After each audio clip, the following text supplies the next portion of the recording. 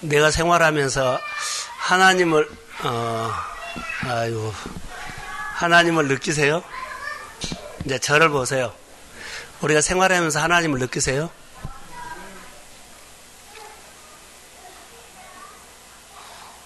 하나님을 느끼시죠? 하나님을 인식하세요?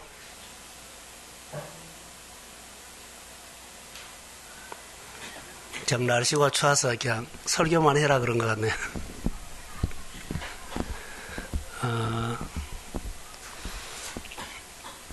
하나님을 느끼고 의식하고 사셔야 돼요. 그것을 가장 잘 아는 것이 내 몸이에요. 오늘 아침에 설교하면서 내 체질이 알아요. 내가 오늘 예배를 드린 것도 내 체질이 알고, 내가 하나님의 말씀을 듣고 순종하는 것도 내 체질을 알고, 내가 말씀으로 살지 못하는 것도 내 체질이 알아요. 내 체질이 말해줘요.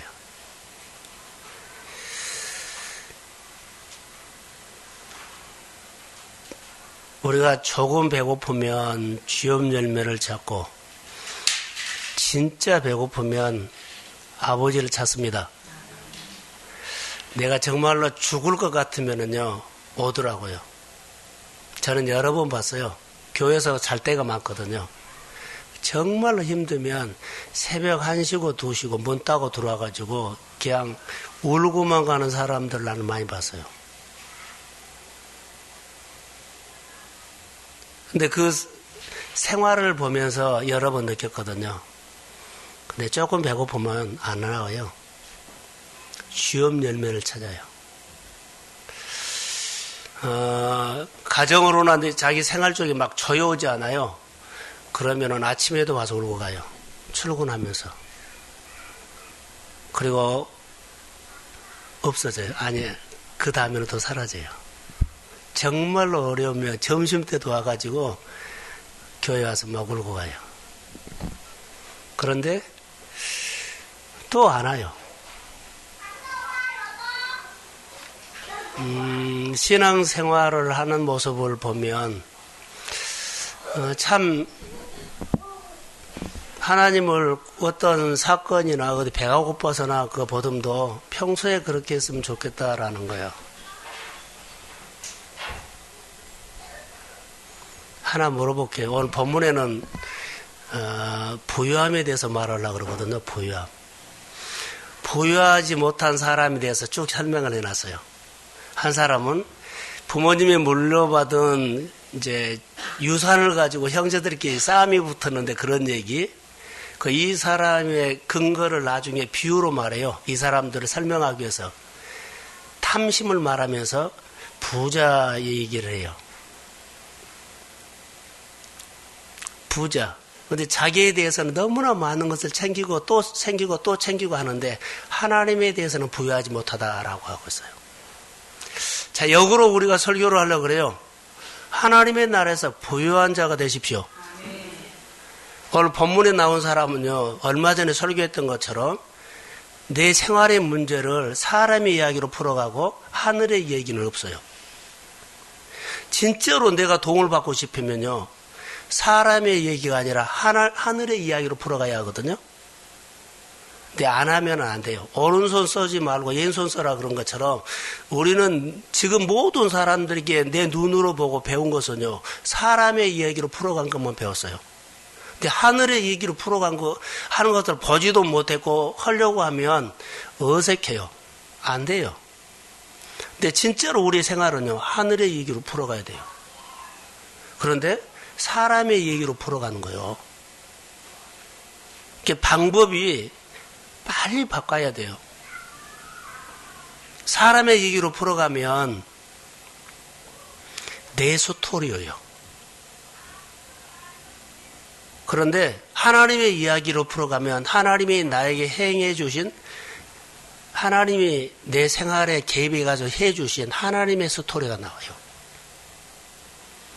신앙생활을 같이 하면서도 참 잘해야 할 것 같아요. 그 사람이 10년 전에 본 사람과 지금도 똑같은 모습들이 많이 보거든요. 그런데 달라져야 돼요. 이런 고민을 저는 목회자이기 때문에 합니다. 그리고 그 하나님이 어떤 분인가를 모르고 신앙생활 하는 사람이 많아요. 교회 와서 설교 들으면 신앙생활 잘하고 참석 잘하고 잘 빠지지 않으면 신앙생활 엄청 잘한 줄로 아는데 전혀 그러지 않습니다. 하나님과 상관없는 예배도 들을 수 있고 하나님과 상관없는 교회 봉사도 할 수 있어요. 내가 직장 생활이나 내 일상적인 생활도 하나님과 상관없는 내 일을 할 수가 있어요. 교회에서 하나님과 상관이 있다면 내 생활 속에서도 하나님과 상관 있는 일을 해야 돼요. 이런 부분들을 자 그래요. 나는 이렇게 벌써 이제 60대가 되어 가니까는 여러분 그러죠. 우리 이제 뭐 40대 청년들 학생들 세대는 좀 다르게 살도록 다르게 살도록 하고 싶은 것이 제 욕심이고 제가 가르쳐주고 싶은 거예요. 우리가 눈에 보이면 전부 다 사람의 얘기를 풀어가는 얘기를 보고 거기서 그 속에서 생활해요. 하나님의 얘기를 풀어가는 것.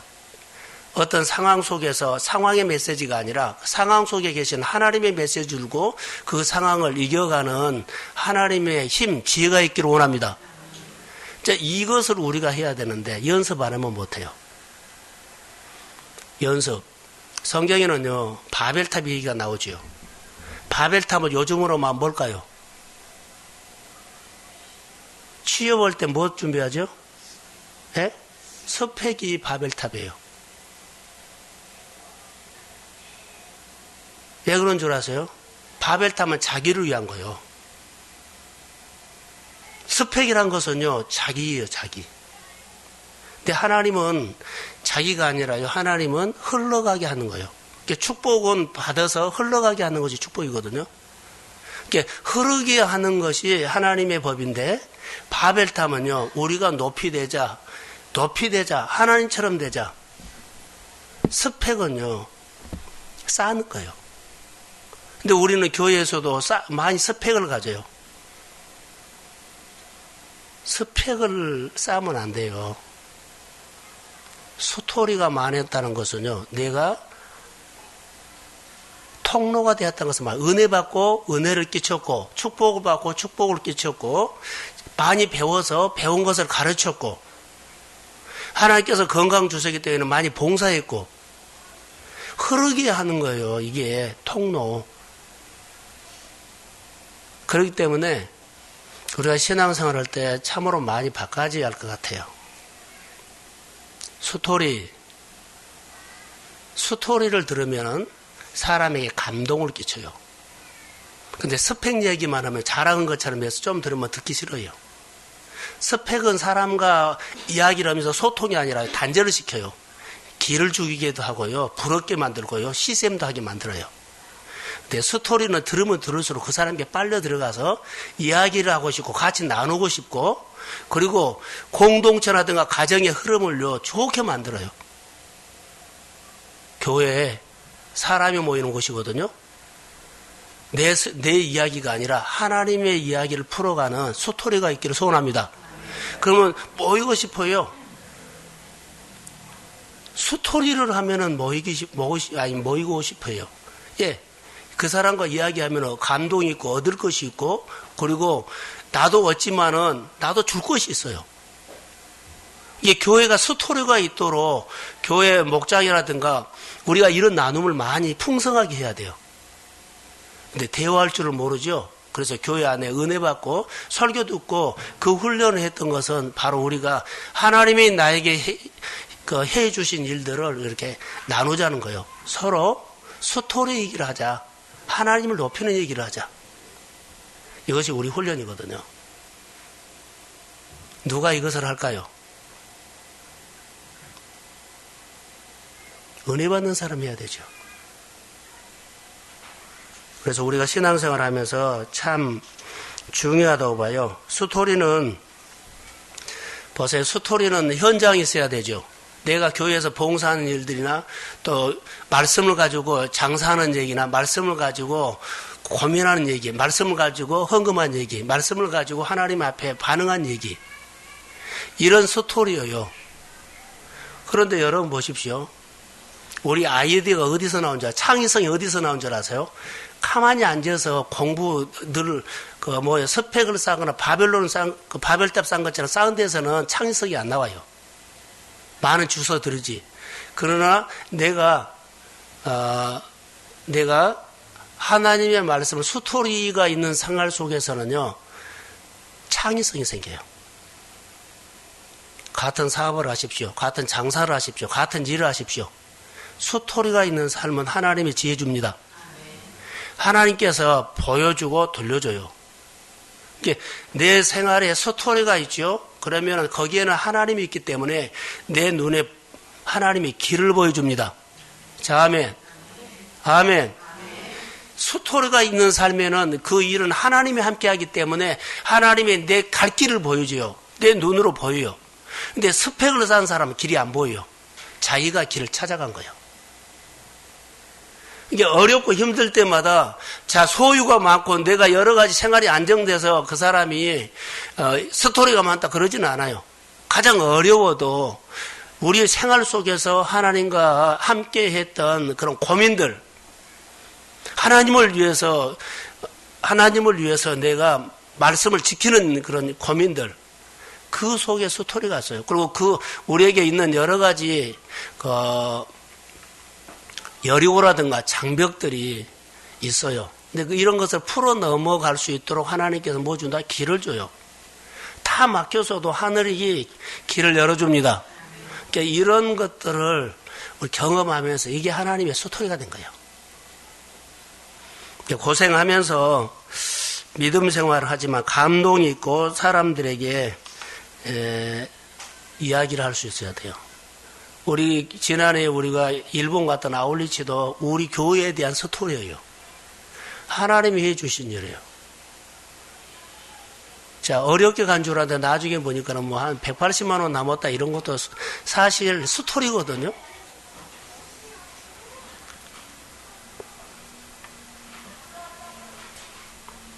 자, 스토리가 있으면 사람의 마음을 움직일 수 있습니다. 스토리가 있으면 사람과 소통이 됩니다. 스토리가 있으면 내 안에 하나님의 지혜가 옵니다. 이렇게 하세요. 근데 우리가 신앙생활 하면서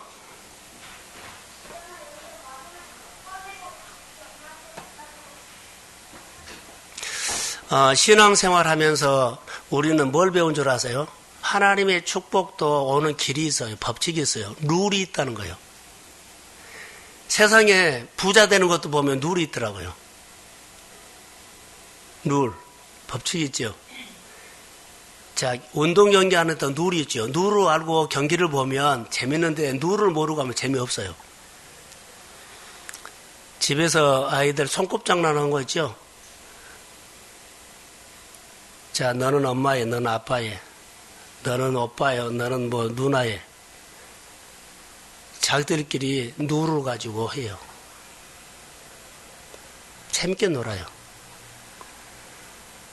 자, 오늘 본문을 보면서 부유함에 대해서 말을 하려고 하는데요. 자, 경기 있죠. 운동 경기, 야구 경기, 배구 경기, 또 미국의 미식축구 룰을 모르면 정말로 재미없어요.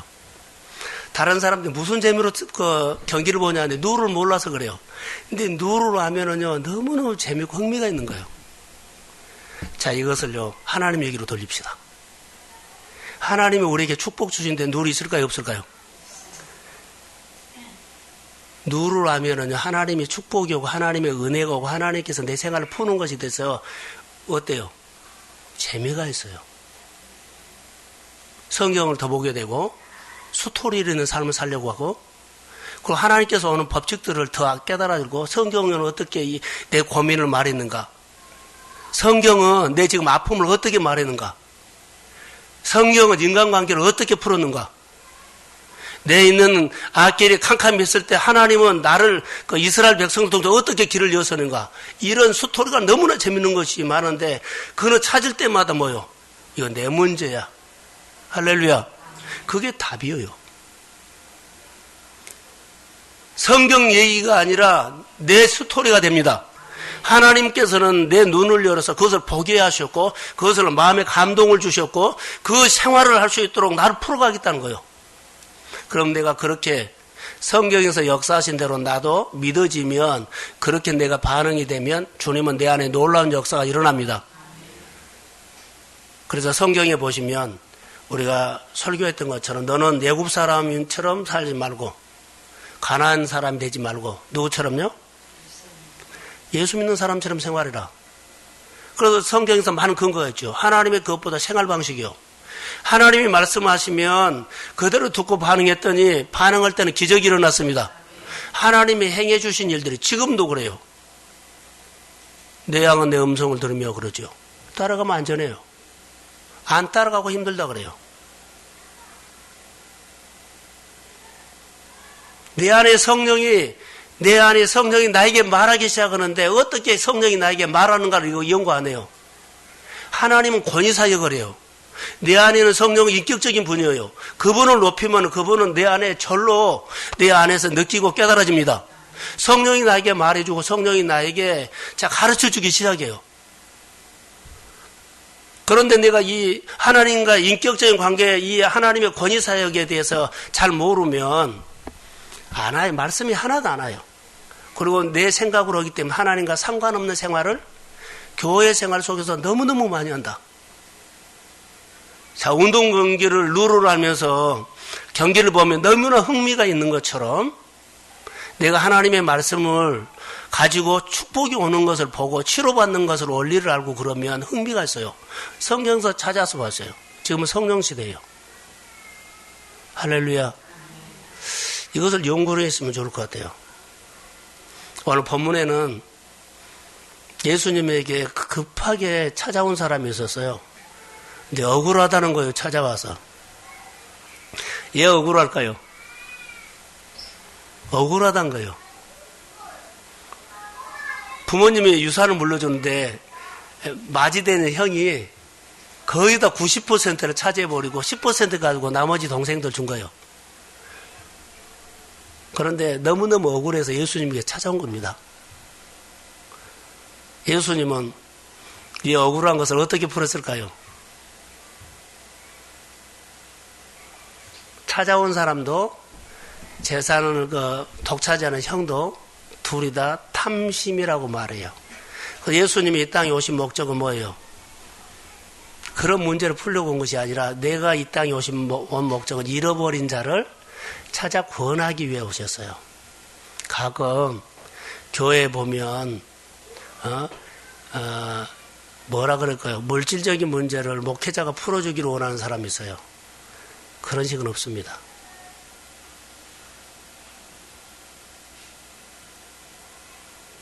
그런 식은 없어요. 저는 목회자는 물질적인 문제를 푸는 것이 아니라 목회에는 주님이 준 사역력, 영혼 사역이에요. 영혼 사역은 입장이 곤란할 때가 참 많아요. 내 어려운 사정을 목사님은 너무 이해를 안 해주고 몰라 그래 보면 참 민감하고 막막할 수도 있어요. 그런데 목회자를 몰라서 그래요. 예수님께서 여기 사역하신 것을 보세요. 여기에 대해서 전혀 말하지 않아요. 그리고 이들에게 억울함을 호소하는 그 형제도 너무나 재산을 많이 독차지하는 이 형도 예수님께서는 마지막에 15절에 보면 뭐라고 말하냐면 탐심이라는 단어를 걸고 와요. 15절 그들에게 이르시되 삼가 모든 탐심을 물리치라. 사람의 생명이 그 소유에 넉넉한데 있지 아니하니라. 소유. 탐심 조심하셔야 돼요. 에덴 동산에서 다 풀어놨죠. 그런데 딱 이것은 건드리지 말라 그랬는데 그것을 건드린 것은 탐심이에요. 이스라엘 백성들이 광야를 지나가다가 만나가 내렸죠. 만나가 내렸는데 그들이 분명히 말을 했어요. 하루에 하루분. 근데 그 중에 욕심이 있는 분들이 있었죠. 많이 거둬갖고 온 거예요. 그걸 쌓아둔 거예요. 어떻게 됐어요? 벌레가 생기고 냄새가 났어요. 바로 바벨탑이 그런 겁니다. 내 스타일로 내 이야기로 풀어가는 사람들은요, 내가 필요한 거 이상으로 거둔 사람이 많아요. 지금 이 시대는 내가 오늘 먹고 살 수 있는 필요한 거 이상으로 몇 대 물려주려고 해요. 벌레 생기고 냄새나요.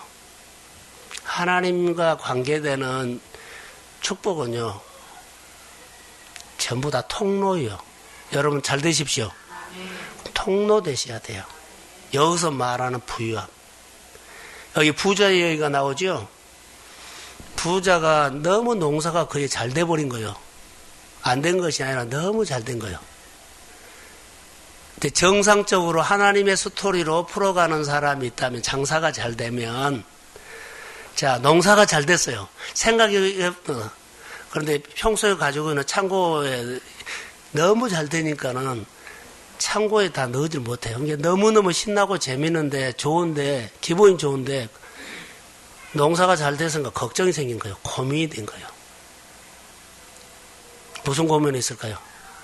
농사 잘 되고 많은 소득이 있는 것은 너무 기쁜데 금방 사라져버리고 고민하게 된 거예요. 창고를 지었다는 거예요. 근데 멀쩡한 창고를 헐어버리고 떠지었대요. 우리가 이런 일 너무 많아요.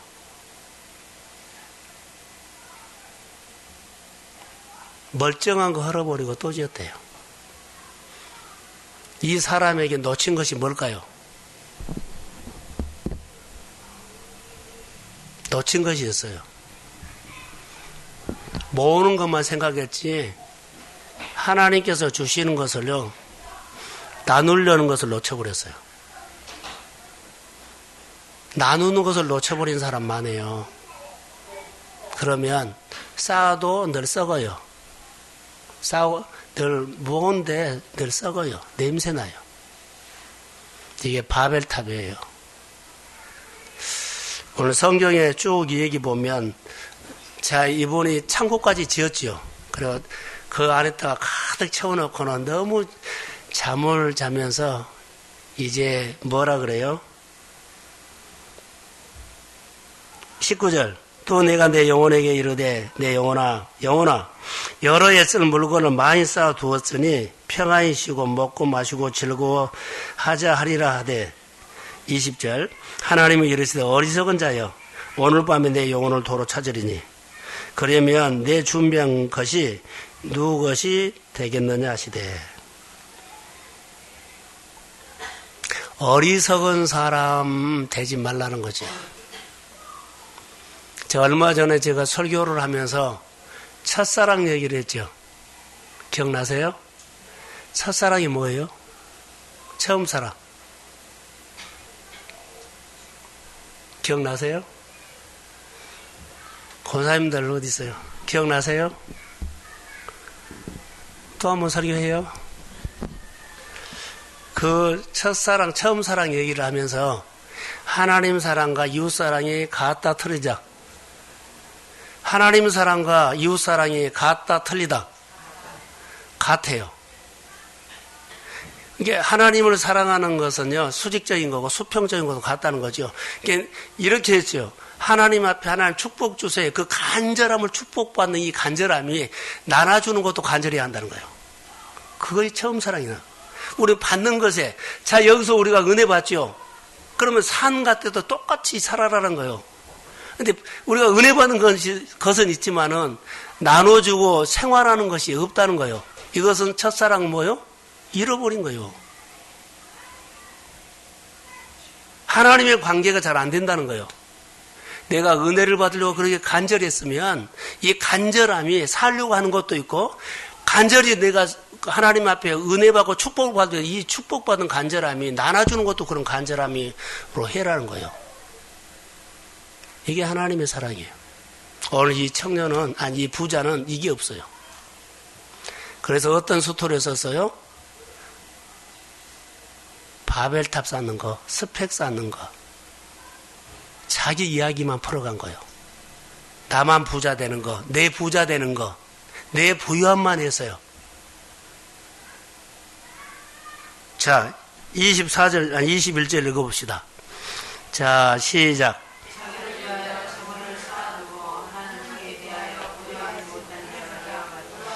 자, 하나님께 대하여 부유하지 못한 자가 자기를 위해서 하는 거예요. 하나님은 누구를 찾을까요? 하나님에 대해서 부유한 자. 하나님에 대해서 부유한 자. 혹시 수요일 날 설교 녹음을 했나요? 안 했나요? 안 했지요? 수요일 날 설교를 좀 내가 축복에 대해서 했는데 좀 녹음했으면 좀 좋았을 텐데 아쉽네요.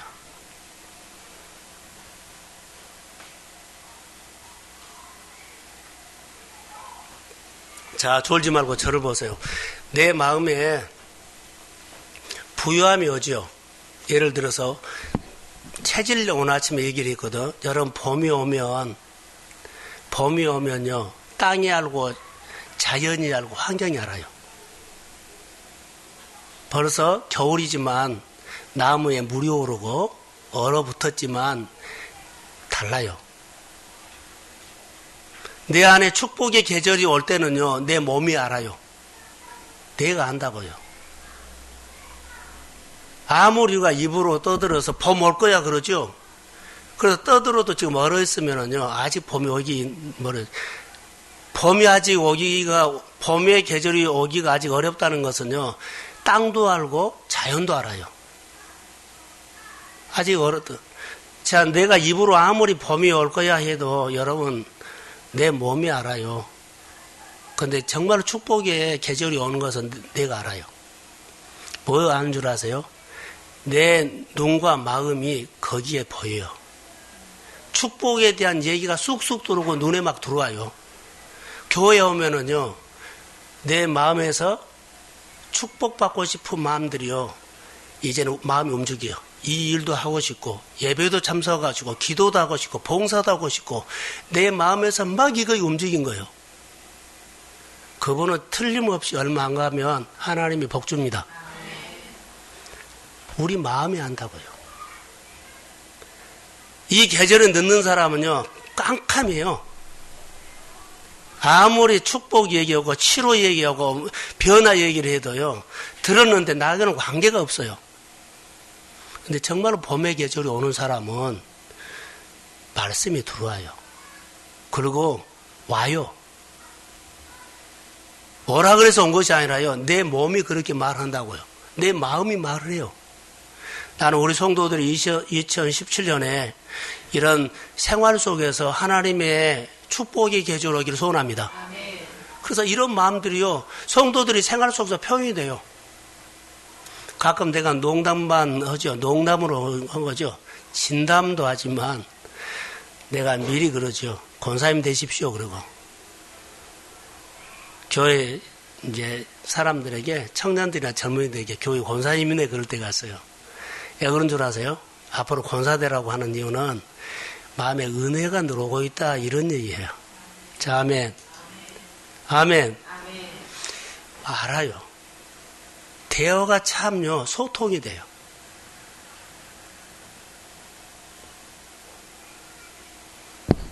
하나님이 나를 치료하거나 하나님이 나에게 오는 것들요, 우리가 먼저 알아요. 땅이 알고 뭐가 와요? 자연이 알아요. 그런 것처럼 우리 안에 분명하게 새로운 생각도 올라요. 여기 난 꽃이 피었죠. 죽은 뿌리에서 꽃대가 올라요? 새 뿌리에서 올라요? 새 뿌리에서 올라요. 우리 생각이, 새로운 생각이 와야만 이게 꽃이 핀다고요. 너희 마음에 새 영을 두고 굳어진 마음을 제거하고 부드러운 마음을 줄 것이다. 이런 마음이 온다고요. 그러니까 하나님의 교회에 오면 막 뭐가 보이고 모여서 이런 하나님의 스토리 이야기를 해요. 이것은 우리 마음에서 누가 강요나 그런 것이 아니에요. 내 마음에 너무 힘들어, 하나님이 축복 줘야 돼, 이런 마음들이요, 진짜로 어려우면 언제 온다고요? 아버지를 찾는다고요. 하나님 찾아요. 그런데 조금 어려우면 취업 열매 찾아요. 교회에서 여러분 한 달만 한번 자보세요. 그런 사람들 가끔 와요. 우리에게 표현은 안 되지만 그런 사람들 와요. 교회 1시에도 오고요, 12시에도 오고 새벽 3시도 왔다가 가고 그런 사람 있어요.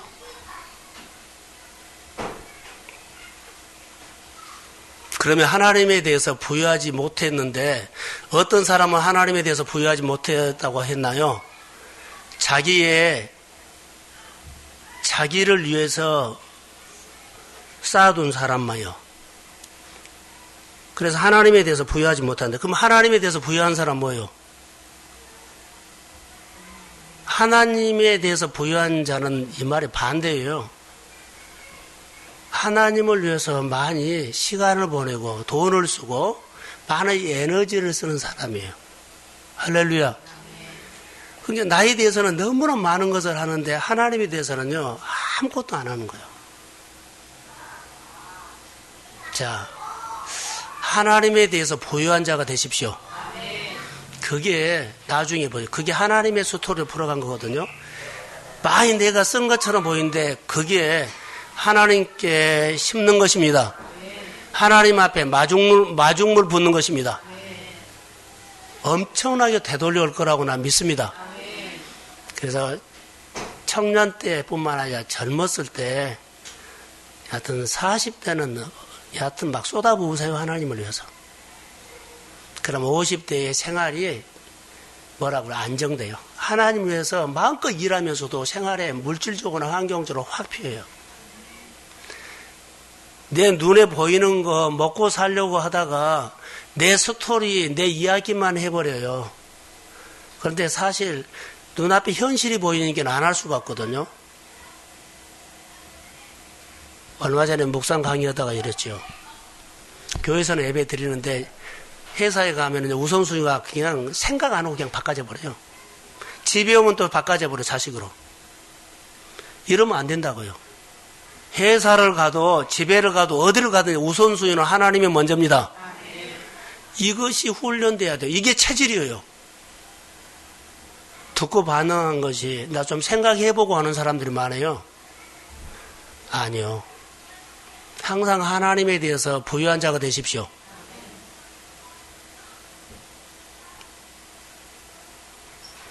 창세기 1장 28절에 보면 생육하고 번성하고 땅에 충만하라 그랬어요. 땅에 충만하라. 그리고 바다에 뭐해가고 다스리라 그랬죠. 충만이라는 단어를 이렇게 오늘 이제 설교를 마무리할게요. 땅에 충만하라 그랬죠. 여러분의 가정을 하나님의 복으로 충만케 하십시오. 여러분의 사업에 하나님의 복으로 충만케 세우십시오. 이게 충만이에요. 땅에 충만이다 그러죠. 가정에, 일터에, 생활에, 교회에 충만케 하는 사람. 여러분이 있는 곳에는 항상 모자람이 없고 쩔쩔매는 것이 없고요. 항상 충만케 하고 충만히 넘치기를 소원합니다. 은혜도 넘치고 나눠주는 것도 넘치고. 그래서 자, 건강하시되 영적으로 건강하십시오. 오늘 이 부자처럼 자기에 대해서는 부유한데 하나님에 대해서 부유하지 못하면 안 돼요. 하나님에 대해서 부유한 자가 되십시오. 하나님을 위해서 막 하고 싶고 그러세요. 정말로요. 하나님을 위해서 쫀쫀하면 안 돼요. 여러분들이 앞으로 이거 거두고 산 거예요. 이거 거두고 산다고요. 교회라든가 너무 우리가 어려운 교회였기 때문에 그런데 지금부터라도 많이 바꿔줘야 돼요. 혹 우리 교회가 교회 건물을 못 사거나 교회를 짓는 기회가 좀 더딘데 우리보다 정말 어려운 교회들이 건물을 산다 그러면 우리 교회가 있는 돈을 줄 수 있는가라는 생각요. 우리도 건물을 사야 되는데요. 더 급한 사람이 있으면 줄 수 있을까요? 없을까요? 고민할 거요. 근데 하나님이 말씀하시면 줘야 합니다. 이 정도로 하나님의 소리를 들을 수 있어야 돼요. 안 들으고 이것을 하나님의 이야기로 풀어가지 않고 땅의 얘기로 풀어가면 교회 뒤집어질 일이에요. 교회는요, 사람이 풀어간 것이 아니라 하나님의 스토리를 풀어갑니다. 이것을 빨리 눈이 그쪽으로 볼 수 있고 체질이 돼야 돼요. 그래야만 하나님의 얘기가 소통이 돼요. 교회는 그런 곳이에요. 나는 성도들이 사람의 이야기로 교회를 풀어가지 않고 하나님의 법을 지키고 하나님의 법을 생명으로 지키고 하나님의 축복이 이렇게 온다는 원리를 아시고 하나님의 원리로 여러분의 삶도 교회도 풀어가기를 소원합니다. 그럼 하늘이 줘요. 이것 때문에 묵상한 겁니다. 전혀 생각하지 못했던 우리가 이 얘기를 교회가 결정한다 할지라도 여러분 아멘 할 수 있나요? 그게 하나님의 얘기입니다. 때로는 성도들에게 이런 사역을 합시다. 지금 목장이거든요. 근데 목장 사역에 하나님의 스토리를 풀어가면 이 속에 하나님의 스토리로 목장을 풀어가면 그 속에서 치유, 회복, 목장의 여러 가지 일들을요. 목장을 충만케 하면 목장 속에 일하는 모든 사람들이요. 하나님이 해주신 풍성한 일들이 그 목장이 너무너무 잘 된다고 봅시다. 그러면 여러 목장 속에서 다 그 목장 가고 싶어 한다는 거예요. 이 정도로 어느 목장이든지 여하튼 잘 되는 목장이 세워지기를 소원합니다. 그리고 막 하는 거예요. 전부 다 잠자버리면 안 되잖아요. 내일 제가 강의 갑니다. 네, 목상 강의 가거든요. 그렇게 준비를 못해서 그냥 평소에 하나님께서 나에게 준 얘기를 하려고 그래요. 그래서 기도만 하고 있는데 여러분 내일 기도해 주십시오. 5시 반부터 한 9시 정도까지 제가 강의를 하거든요. 근데 우리 교회 이야기도 하지만 교회에서 임상훈련하면서 어려웠던 얘기들, 사람 안 바꿔진다는 거. 1년에 교회 몇 사람 올까요? 1년에 우리 교회 몇 사람 와요? 한 사람 와요. 그 정도로 전도하기가 힘들어요. 여러분이 교회 갔다 앉혀서 내 제자 만든 사람 있나요? 한번 보세요. 없을 거요? 이걸 증명하세요. 이제는 내 스토리로 풀어가면 제재가 안 생긴 거예요. 하나님의 스토리로 풀어가면 영적인 어미가 됩니다. 그러면 하나님이 제자를 붙여주고 자녀를 붙여주고 그를 돌볼 수 있도록 하나님이 은혜나 에너지나 축복을 주십니다. 자, 아멘. 아멘. 꼭 그러게 하세요. 내가 제자가 되면 내 안에 제자가 있어야 돼요. 내가 줄 수 있는 사람이 있어야 되거든요. 자, 금년에 여러분들이 축복도 많이 받아서 여러분 뚝 잘라서 하나님 앞에 많이 또 하나님의 이름으로 많이 흘려보내십시오. 그러기 위해서 우리를 부른 거예요. 그래야만 축복받아요. 저는 우리 동성교회가 하나님에 대해서 부유하지 못한 자가 아니라 하나님에 대해서 부유한 자가 되기를 주의 이름으로 축복합니다. 기도 하나님 나 이거 해주세요 아니라 교회 기도해야 돼요. 자, 결론 저를 보세요. 여러분들이 축복을 받고 싶으면 어떻게 해야 돼요?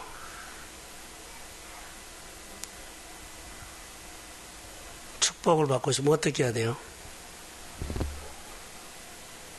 누구를 세워야 돼요.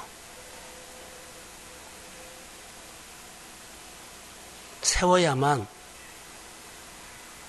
그게 내 복이에요. 전도해서 세우십시오. 그리고 무너진 사람을 세우십시오. 마음이 떠난 사람을 세우십시오. 이게 세우면 그 사람을 세워주면 그 사람이 세운 사람은 뭐라 그럴까요? 욕할까요? 축복할까요? 그거의 복이에요. 내가 무너진 사람을 건져주면 그 사람이 두고두고 나를 뭐요? 축복해요. 그게 내게 복이에요. 그게 내 복이다고요. 여러분들이 세운 사람 있나요? 내가 무릎으로 기도해서 하나님의 사랑으로 품어서 세운 사람 있나요? 그 사람은요, 나를 세운 사람이 있다면 나는 그 사람을 통해서 하나님을 본 거예요. 내가 하나님을 보여준 사람이 있나는 거예요. 그 사람이 교회 성도가 돼야 돼요. 우리 성도 한 사람 한 사람이 내가 하나님을 보여준 사람, 그래서 그 사람이 일어나가지고 나를 통해서 하나님을 본 사람의 교회가 많이 있으면 교회는요, 아주 강력한 교회가 된 거예요. 보여주는 사람이 없으면 교회는요, 가면 갈수록 무너져요. 교회 숙제. 내 삶을 통해서 사람을 건지고 그 사람이 내가 건진 사람이 그 사람이 나를 보면서 하나님을 보고 그 사람이 거듭나고 하나님의 세계가 열리고 자, 할렐루야. 그래서 나를 만나면 그 사람의 충전, 에너지를 받는 거예요. 또 우리 만나면은 내가 방전되면 안 되잖아요. 늘 은혜가 임한 사람하고 교제하시고 영적으로 도움이 되는 신앙생활 하십시오. 그게 우리 금년의 숙제입니다. 매일 아침에 묵상을 하시고 성경 보세요. 그리고 하루 하나님 앞에서 고민하시고 그런 신앙생활을 우리 교회가 목회 철학 가운데 있기 때문에 함께 하기를 주의 이름으로 축복합니다. 함께 갑시다. 네, 기도합니다. 하나님, 이 밤에 세상의 모든 일들은 원리가 있고 룰이 있습니다. 룰을 하면은 너무너무 재밌고 흥미가 있는 것처럼 하나님의 축복받는 룰을 알면 하나님의 스토리를 써갈 수 있습니다. 하나님의 스토리 이야기를 하면 감동이 되고 도전이 되고 소통이 되고 그리고 흥분이 일어납니다. 하나님, 내가 살고 모두를 살려줄 수 있는 하나님의 은혜, 기름 부음이 임하게 하시고 우리 성도들이 하나님의 스토리를 써가는 눈이 열리고 생각이 열리는 귀가 열리는 하나님의 사람들이 있게 하여 주시고 기도가 다르고 예배하는 태도가 다르고 섬기는 태도가 다르고 하나님 앞에서 결정하고 하나님을 부욕케 하는 그런 삶이 다릅니다. 세상 사람처럼 형제들 간에 탐심 때문에 네가 많이 가졌네, 내가 많이 가졌네 이것도 없어지게 하시고 나만 위해서 재물을 쌓지 않고 하나님에 대해서 재물을 심는 부유한 하나님에 대해서 부유한 자가